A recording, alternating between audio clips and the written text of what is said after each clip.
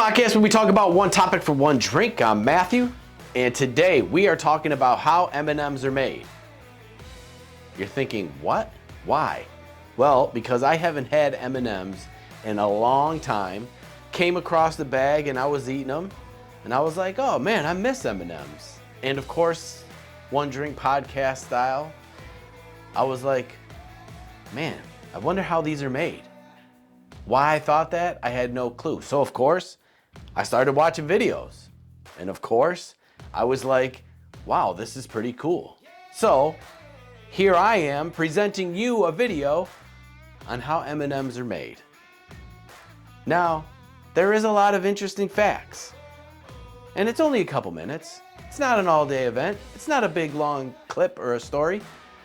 So check out how M&Ms are made. It's one of the food world's most well-known slogans. Melts in your mouth, not in your hand. And it goes along with one of the world's most craved candies. So aside from the snappy slogan, how did these tiny treats become such a big hit? Well, the story actually starts when candy maker Forrest Mars visited wartime Spain in the late 1930s. He saw soldiers eating chocolate pellets covered with sugar, and it didn't melt. And he was inspired by that idea.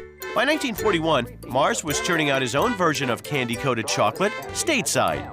And he did initially have a partner, which is where the name comes from. The M stands for Forrest Mars Sr. and Bernie Murray, his partner.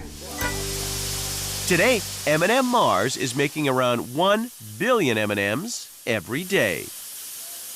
To put it in further perspective, if we put all the M&Ms end to end that we make in the course of the year, it would encircle the earth 48 times. And at their facility in Hackettstown, New Jersey, the 12-hour M&M making process starts with the chocolate.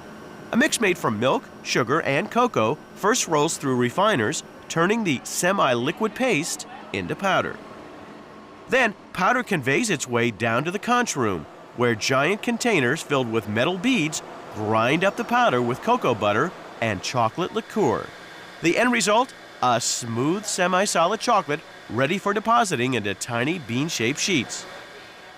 We call it a lentil shape, and we think a lentil shape is the best shape to ensure that the sugar cell is put on in a consistent and even fashion. Now, the step of putting on the first coat of candy is top secret.